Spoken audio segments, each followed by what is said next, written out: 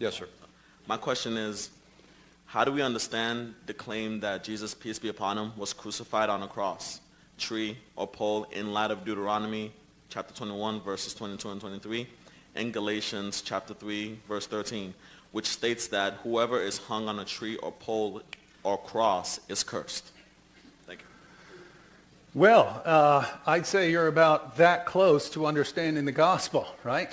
Because we know Jesus is righteous according to both the Bible and the Quran.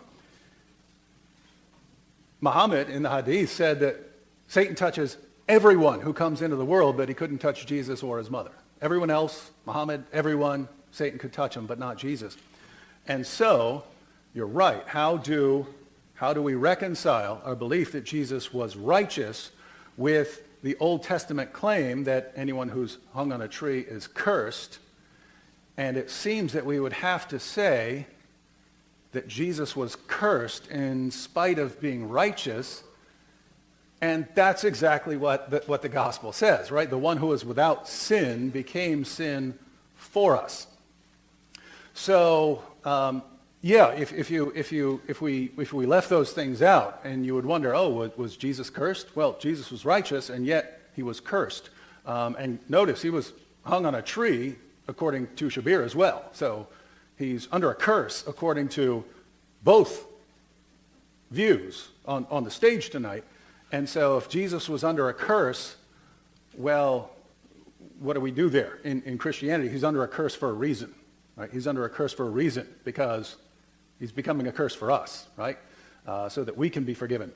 As far as other interpretations, I guess he's under a curse because he was hung on a tree, but I don't know.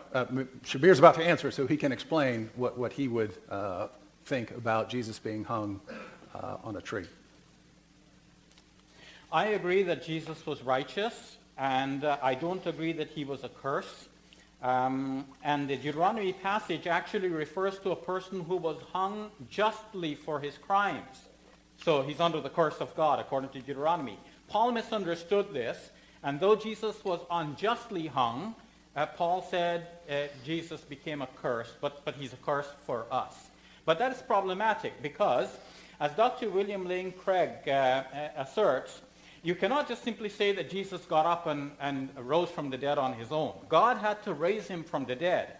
But as I pointed out to him, for God to raise him from the dead, God has to want to raise him from the dead. And if all we know is that he died under the curse of God, according to your scriptures, you have no reason for thinking that God would want to raise the accursed person from the dead, who died under the curse of his own law.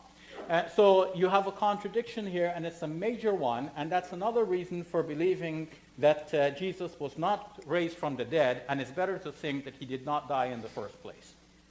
Again, thank you guys so much. Appreciate it.